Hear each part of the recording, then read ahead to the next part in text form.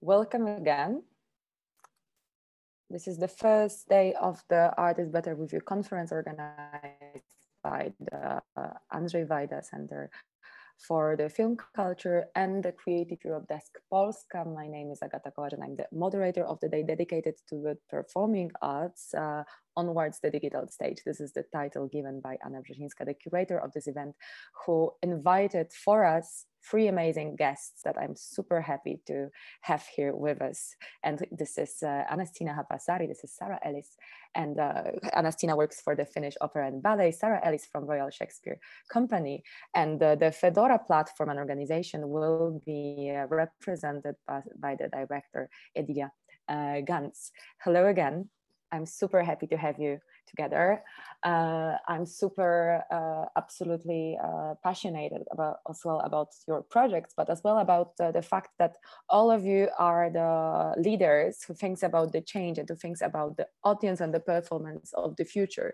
We are meeting at the moment where all our sector had to reframe our activities. We all had to think about who will watch our productions later on, how they will feel, and will be still open to feel in the way that we used to from the very, very beginning of our culture. Me personally, I was sure that of course theater will be always needed, and this is our history of our culture. This is something that always was important to us, and the feeling of receiving theater together is something that will never die.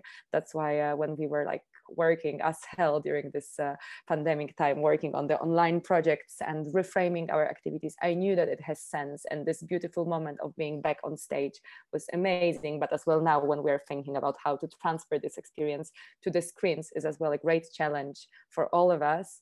And that's why I'm super happy to talk with you about all those questions about who is our audience now, who will be our audience in the future, and how to work within the technologies to make our work closer to the people, because I think the community and feeling together is something which is the driving force for all of us as we are seated now in Finland, Great Britain, France and Poland, and of course all our peers and guests who are attending our event today.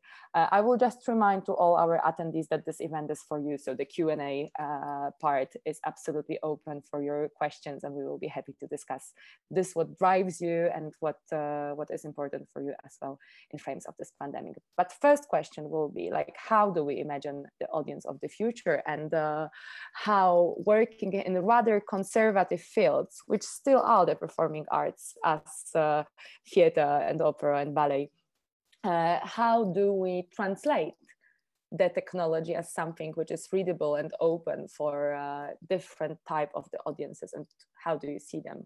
We will start maybe from Annastina, as we are so close still to the Laila project and to the experience of improving the repertoire of the Opera House within the interactive installation. We'll just need your mic on. So the question was how we design something that is can be open to everyone instead of just the people who are the most competent with tech. Yeah, like we can reframe it as such, of course, as well. Yeah, how do you address your high-tech productions as well to those who are not so much open for this kind of experience, and how do you design your audience experience as such? Yeah, as I mentioned, it's very important that you take into account all different kinds of people. And in our organization, it's very visible and obvious because we have, these are traditional art forms, and these are also, we have old audiences in general, as you all know. I think what we did well was that we started a long time in advance. We started well in time planning the audience experience. We did gather, we interviewed and benchmarked a lot of different productions, learned lessons from other people. But what was still very illustrative of these mediums was that even like during the performance every day, we had a new info to add on like the guidelines of how to use the performance, the installation, and how to behave inside. And we had to, like, every day we had to design the sort of the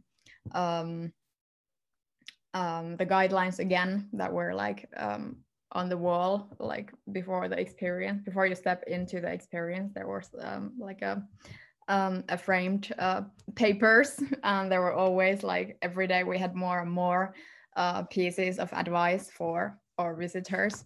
So I think it's something that you have to prepare well in advance, but it will also you will have more and more pieces of advice as you go further.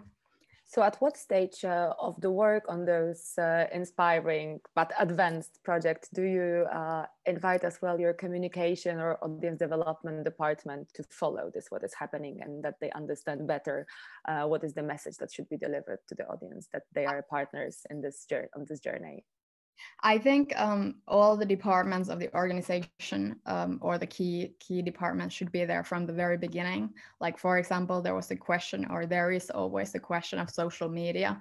Sure. Now with all these like experiences, it's an important part of the communication strategy. And so it was a question from the start, like, okay, so how do we like spread the message in social media? And are we going to allow cameras inside and people taking selfies inside the installation?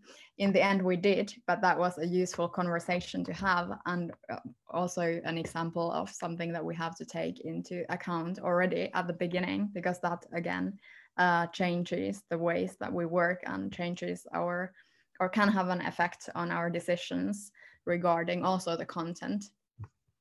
And what is commented rather after the premiere, like rather this tech experience or the experience of the art as such? Like, I'm asking from the position of somebody who was involved in the project where in frame of The Tempest, we have applied artificial intelligence that takes some decisions about the performance that is changing every day. And actually when we had the Q&A with the audience, like the half of the questions was about how does it work? What is the influence? And of course, we were talking about how much this performance is like the answer to this, what is the today's audience needs and how does it picture the world, but still to explain the tech is as well the subject, the topic to be tackled in this production model.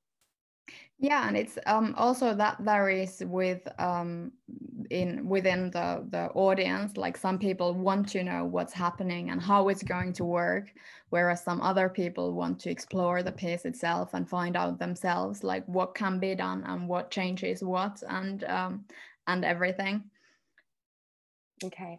Edilia, I remember from your presentation that your audience is actually surprisingly very, very young and engaged. So how did you manage to make it, and how you were describing for us the model of your audience as being really diverse, but still with this common goal of loving the opera and ballet. But what are the key factors of bringing the young audiences and the education department on board? I actually thought what Annastina, what you were saying earlier in your presentation about building bridges and also, you know, artists leaving a footprint today. And I think those two key factors were also part of our reflection when we thought about how are we reaching out to new audiences of today. And we believe that the bridge today is can be formulated through content, is the content of the projects that we are supporting to reach the stage. How are they building connections with the generation of today in the context of today's society, where we're all, you know, connected to our phones, have, you know, limited attention spans as well. There's an overload of information that is like pouring onto us on a daily basis. Plus also this notion of wanting to, we have the feeling when we analyze this with focus groups of this generation that we're trying to appeal to is there's this notion of curiosity and blurred lines between interests. So it's no longer just saying, okay, I just like this and I just like that, but there's actually this overlap. And that's why this digital prize was also the basis of this, came from the fact that people who are interested in tech can be extremely interested maybe in how tech is used in performing arts. So you kind of create this overlap of interest. And so you don't have these silo profiles anymore. And we also believe that in the future, organizations also have to set themselves up in that way, that to involve everyone since the beginning, that it's not just the artistic team working on one side, or then the administrative team on the other side, communication team, and it's more about coming together, and that the teams become more interdisciplinary, ideally more diverse as well in terms of, you know,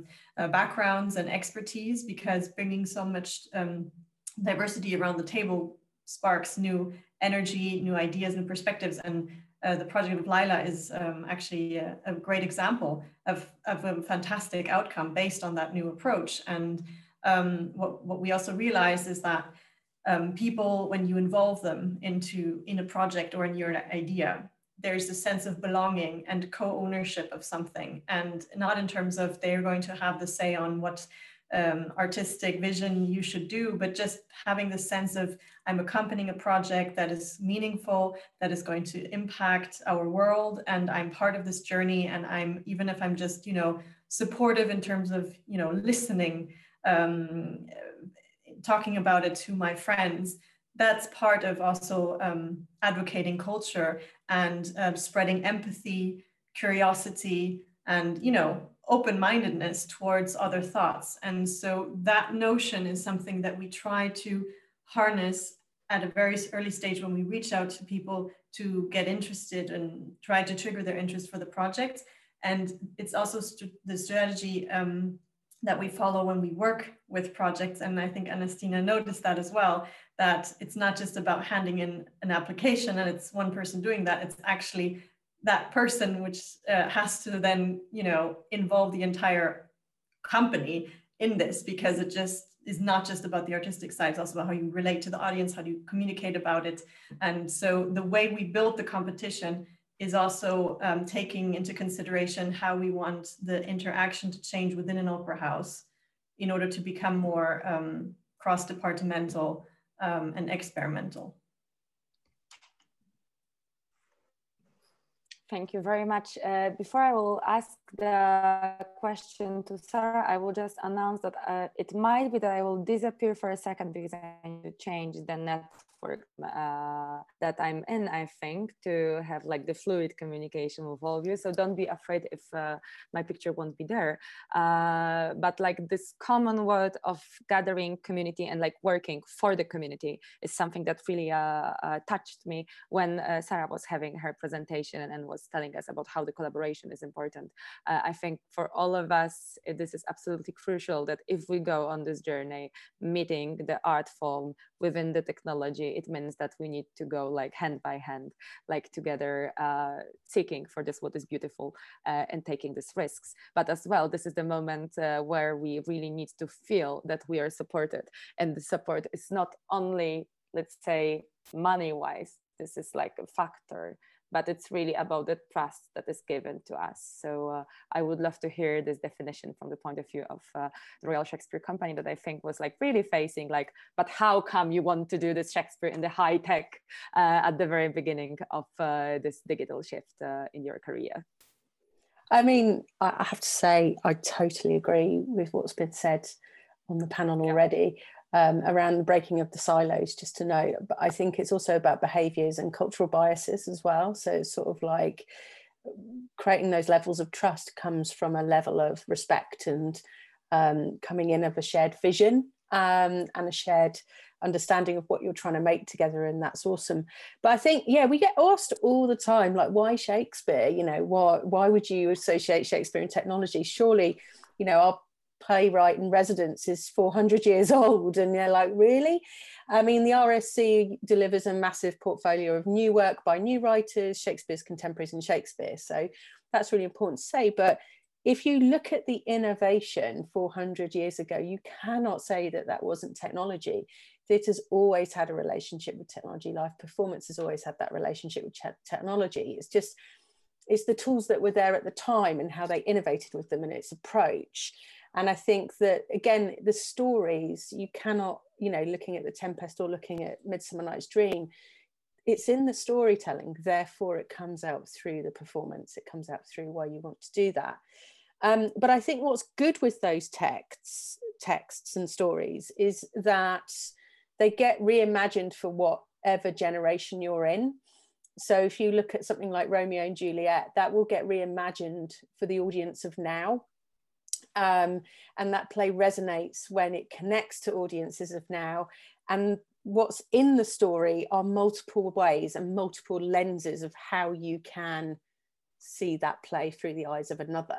And I think, you know, that's what collaboration's about. If no one person makes a piece of theatre, no one person makes an opera, no one person makes these pieces of work, they come together through different people's lenses. But if you set the provocation up of why would we look at The Tempest in 2016 or 2020 even, we'll see a lot of work coming through, I think, over the next couple of years, which has responded to this absolutely profound year that we've experienced together and so far apart.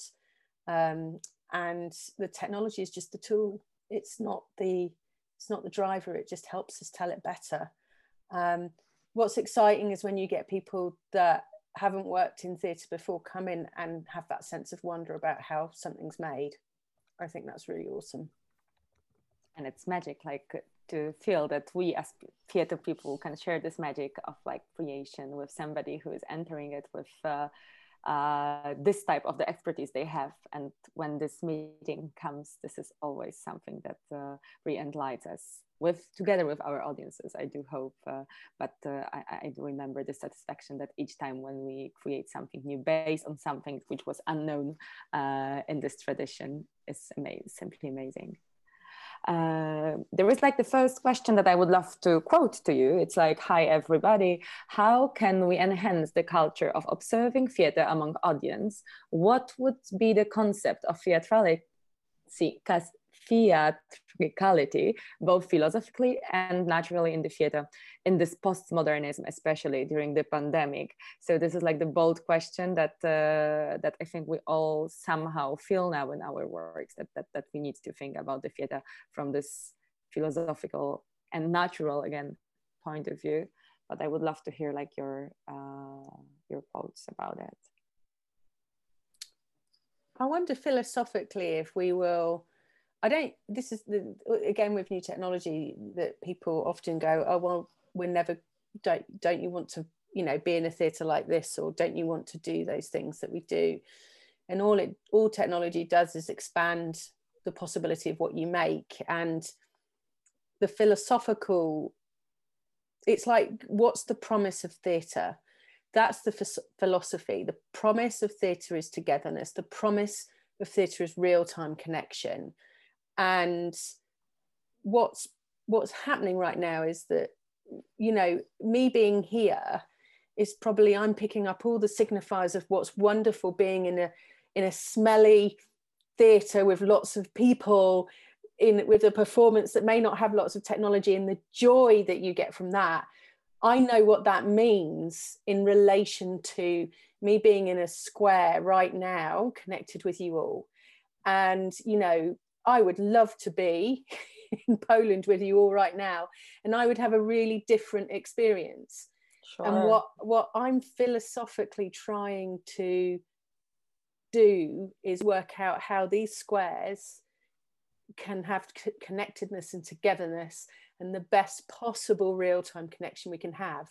And I don't believe we're there yet. And I think that's exciting and also really sensitive and has to be held really, really carefully.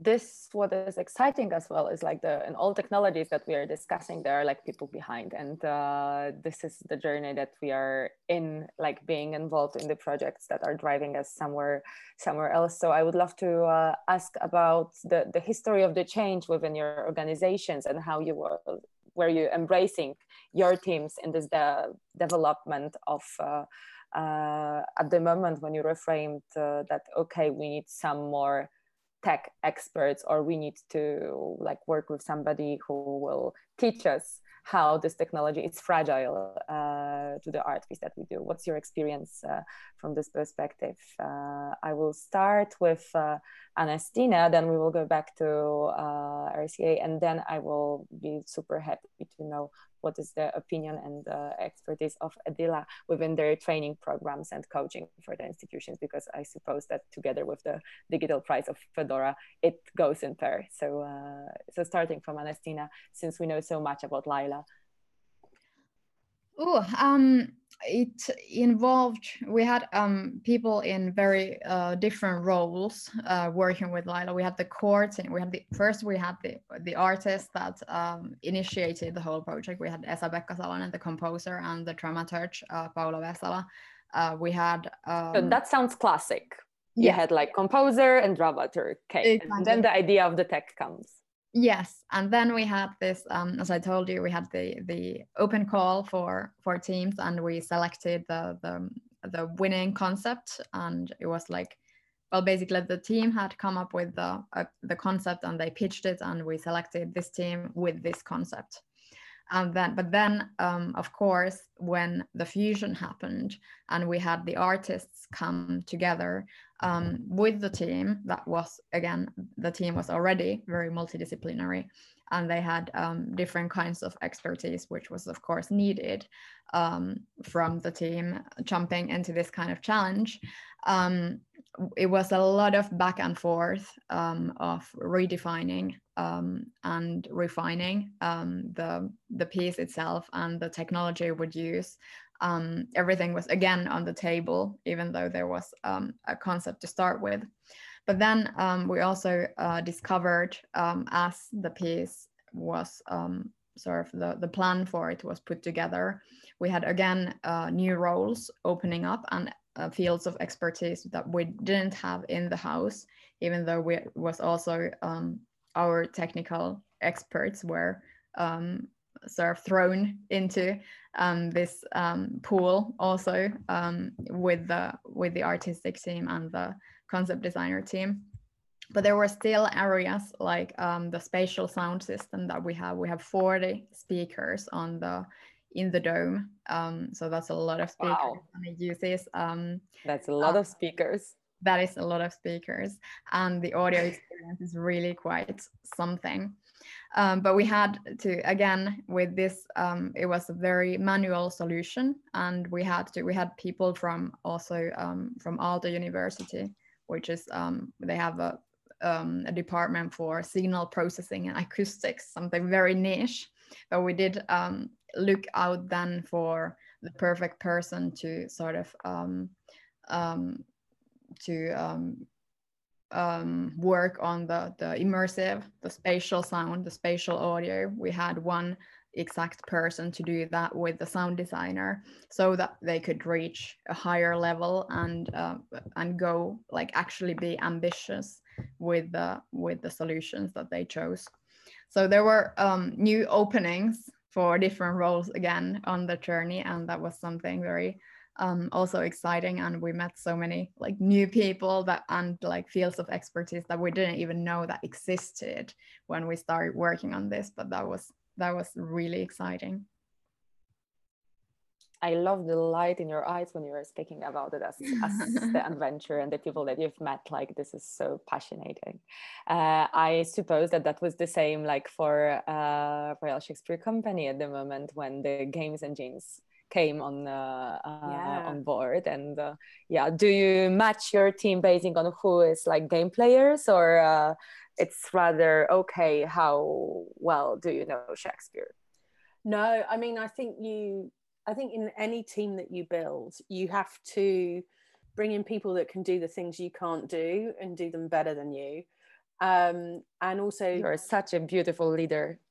I don't know about that, but you definitely have to also let them know why they're there and what they are good at, because sometimes your superpower, you have no idea that that's your superpower. Do you know what I mean? Because often you do it quite naturally. And so there's a difference between a skill and there's a difference between a superpower, in my opinion. So you can learn something and you can craft it and you can do it really well. But some people are so brilliant at bringing people together and making them feel safe and helping them take risk. And then other people are brilliantly analytical and actually can just highlight what the issue is or highlight what a challenge is, and that's got to be given space. And that's really, really challenging when you're trying to do something new and different to get that there. And I'm still learning that. I am still working that out massively, and I think that's something that you learn. But one way the sort of success points along the way, one way we did do that was through looking at access and inclusion.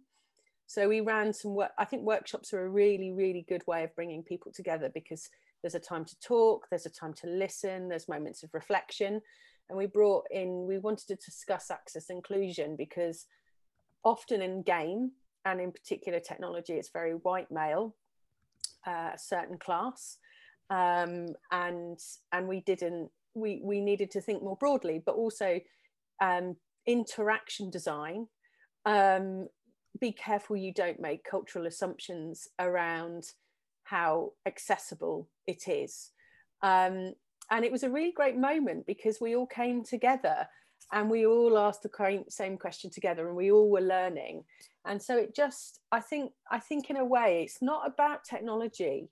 I'm not worried about, I mean, the skill is important, and I want people who can do it better than me, but there is something important around the human interaction and commitment to something, and both are important actually.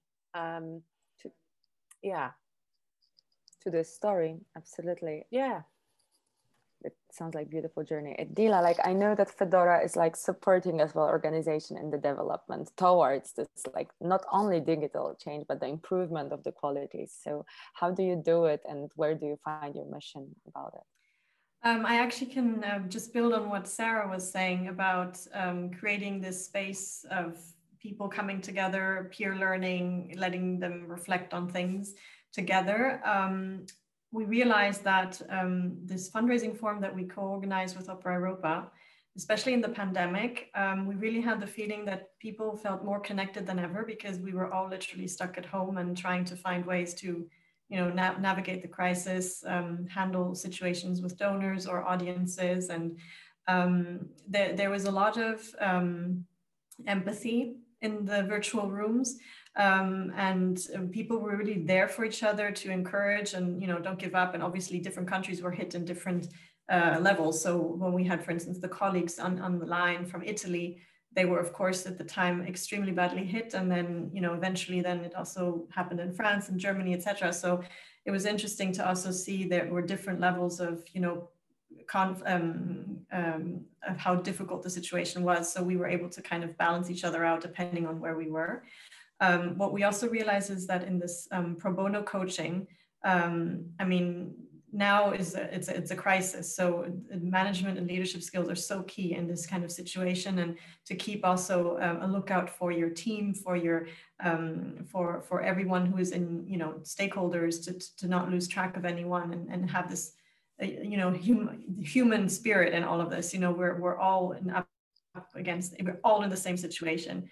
We can completely understand what we're all going through, and to feel. And I think it's for the very first time, no? Like now, like this year, it's something that we have all learned, that we have all faced the same problem, which means, okay, exactly. Maybe we have buildings, maybe we have teams, but we have like first no access, this natural access to the audience, and then how to regain them. And I had during all this time of pandemic, this feeling that we never were so equal when it comes to those problems. And also equal amongst each other in terms of within the sector, but also with stakeholders who are outside of your industry, like donors who are in their own industries. They're also suffering because their production lines are stopping, or, so it's a similar problem that everyone can relate to. And what we realized is that everyone was also open to, having, help, and that also coaching can be done online to work those kind of problems. Another thing is like also through digital tools such as Zoom. you can suddenly have these new formats of meetings. You know, you can also harness that. For instance, we did an online meeting to do a pitch session of inviting all the nominees earlier this spring, and Annastina was there as well to pitch Laila at the time. And yes, to bring everyone together in one place. And there's also all these functionalities of, you know, creating breakout rooms and all of that. So then you can actually do things at the same time, and then maybe also allow your audiences, depending on their interest, to jump from one room to the next. And if you think of doing that in a physical context, you know, in a venue, you need different rooms. The logistical part, you suddenly can save also costs on. But of course, it doesn't replace the actual in-person experience if you're doing a brainstorming with 5 people in the room. But, you know, I firmly believe that there's always a silver lining in these situations. And I'm sure that once we have the new normal situation, when the pandemic has passed, I'm sure that there are going to be a lot of practices that we now invented as we go that we will hold on to when going forward, and they will not jeopardize what we will then have, but on the contrary, they will be complementary and create value for us.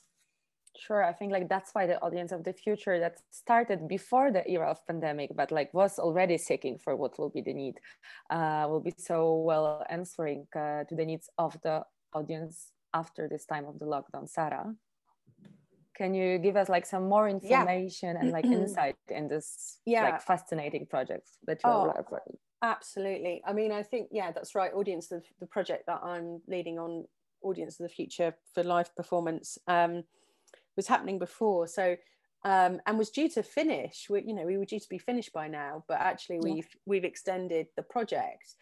And we were sort of dealing with some sort of disruptive technologies coming in, but it's just accelerated all of that disruption. But I can't tell you enough how important R&D is in managing change. And what I see is that Audience of the Future was dealing with change and assimilating new technologies and testing that in a research and development way. But when you get such an overall change to everyone, it's very vulnerable, because people will want to go back to what they know, which are anchor points of safety in a really challenging time. But what Audience of the Future can do is give us different options and different ways to solve some of our shared issues now and shared problems. And we've tested it. And I think that having long-term R&D that's not homogenized, so not looking at one solution for one thing, but multiple ways that you can explore with and put that out there is super important. And how it then sort of goes into industry, for example, has to be through practitioners. It has to be through the technology companies too. We have to have a dialogue where we're feeding back to technology companies what innovation can happen. And also, because this is the artist role, no? Like artists are seeing the future. We can see it like reading books online or like re-seeing some texts. And then also I would argue that the academic research is super important, because that really is the sort of what I'm interested in is collective knowledge, not proprietorial knowledge. So I'm interested in the collective knowledge that we can share through academic research. But also, if we can get dialogue between technology companies, practitioners, and researchers, that is a really, really positive ecosystem for research and development that can then not work in a vacuum or not work in a bubble alongside what I would call production. There's a sort of connection and a strategic conversation happening. Because the other thing to honestly say is no one really knows what the future is at the moment. Let's not pretend that we don't, there's huge uncertainty. So we're being quite tactical in our decision making and how we do spend the resource we have. And with a very, very strong research and development approach, we can give ourselves room to make those decisions with more data and with more evidence, with more understanding, and also with more cultural connection. And a lot of it is the technology or the new ways of working won't embed unless you culturally get it right too.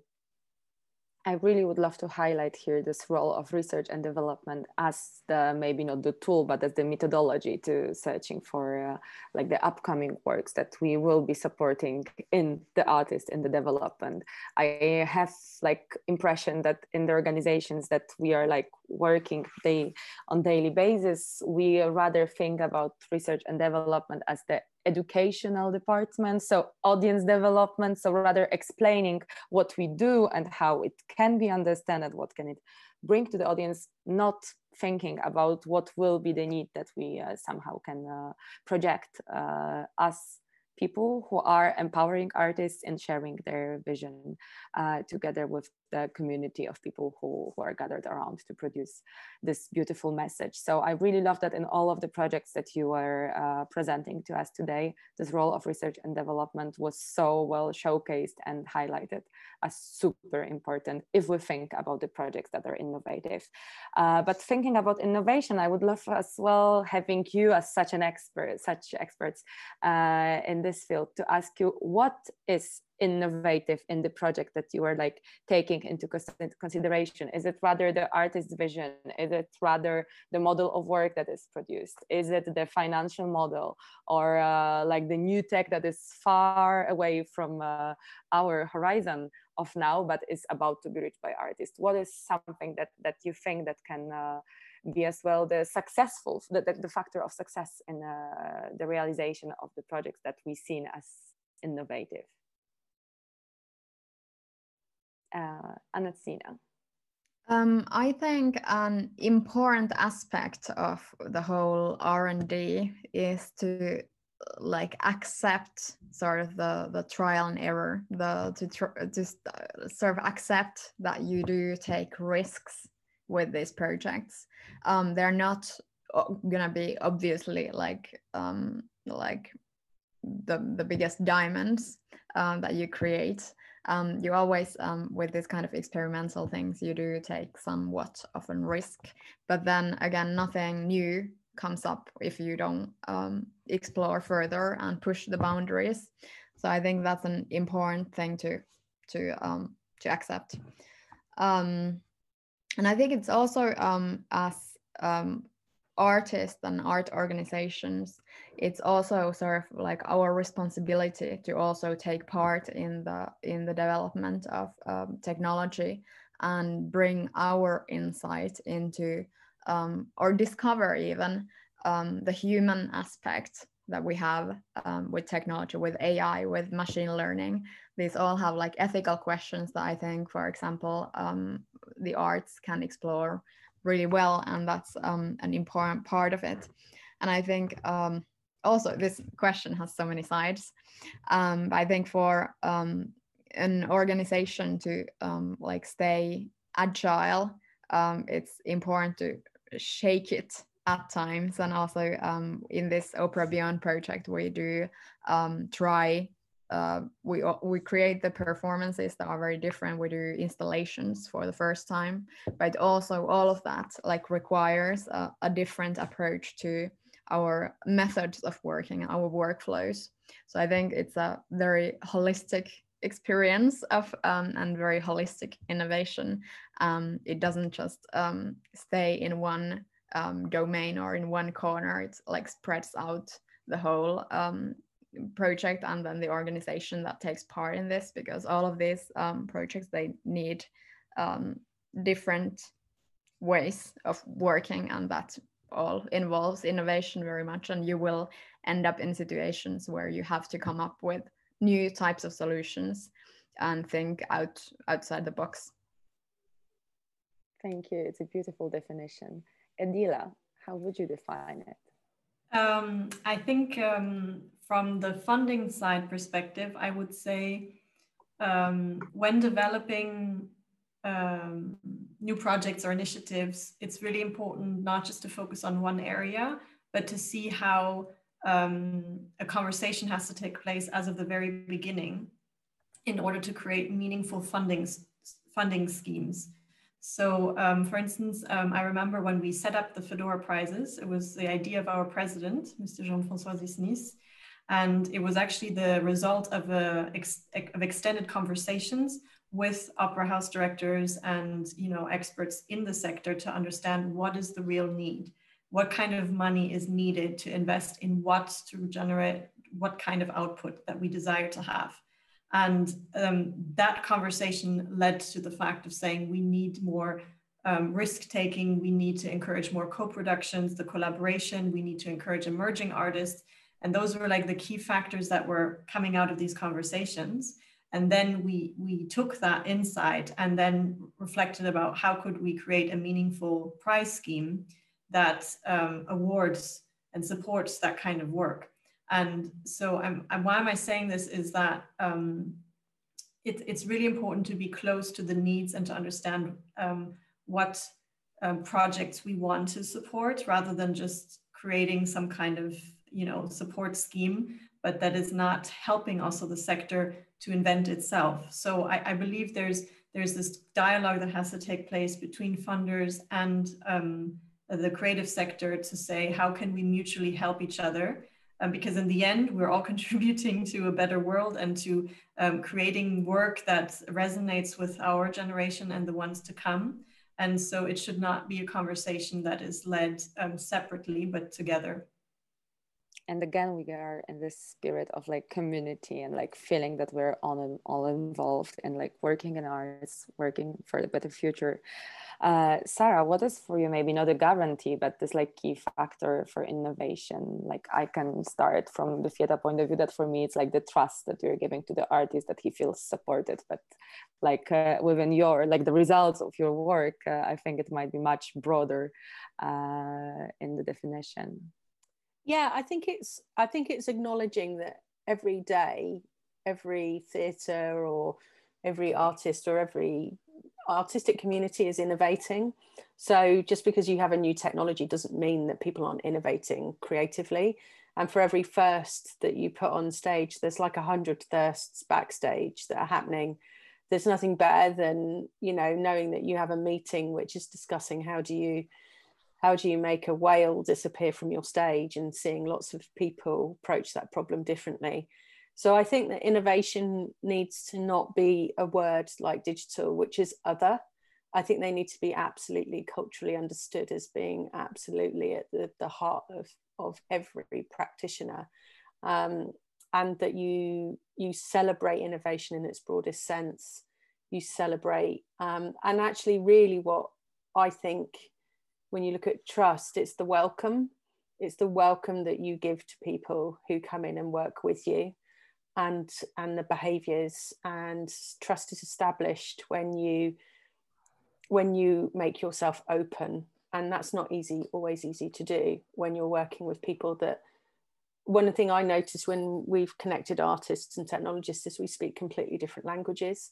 And I don't mean, you know, French or English. I mean, we speak fundamentally the same words, but we use them in different ways, and we're understood in different ways, and we need to give people time to really understand that. And then we also make work in different ways, and some things are slower and need more time, and then other things move quickly. So you can easily make quite big frustrations for each other unless you give that time.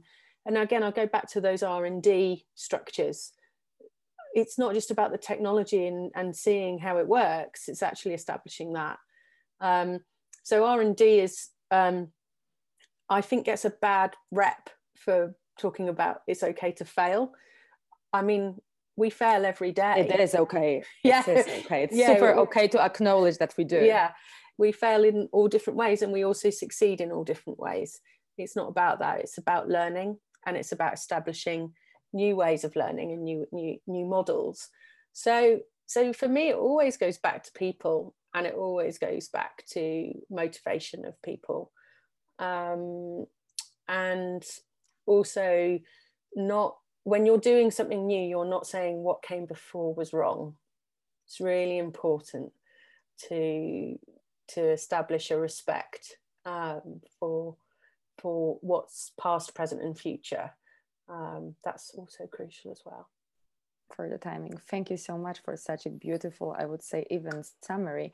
I was super honored to be the moderator for the day about like the future of the performing arts stage, but I was super honored to talk to three beautiful leaders of the change who are embracing the risk in the everyday work, bringing new solutions and support to the artists who wants to present their beautiful thoughts and their projects about the future on stage that we will meet, or together like 1,000 people that could be gathered behind the back of Sarah, or in the Finnish Opera and Ballet, or in Ter Warszawa, where you're always welcome to be back once we will be allowed to bring our audience again, or virtually as we do now, because like the power of conversation and exchange of our knowledge, it's absolutely priceless. I hope that our attendees were as happy as I am to listen of all of your beautiful stories. And from my side, I just want to say thank you for sharing it so openly from the success and as well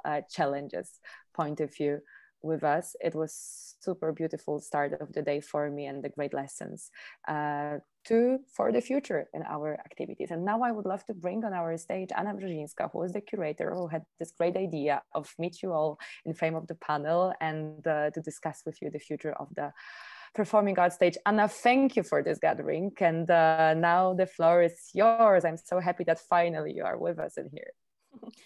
Thank you so much. I've been with you all the time listening to today's presentations and to your panel. I just want to very quickly wrap the day, because I know the time, we're short on time. But first of all, I really want to say how much I appreciate your time shared with us together, and the fact that from everything you've said, we see very well that we do need to rethink a lot of things that still need to be changed within our institutions, that we are in great need of strong visionary leaders that are not afraid to fail and not afraid to engage their communities and their collaborators in a further discussion.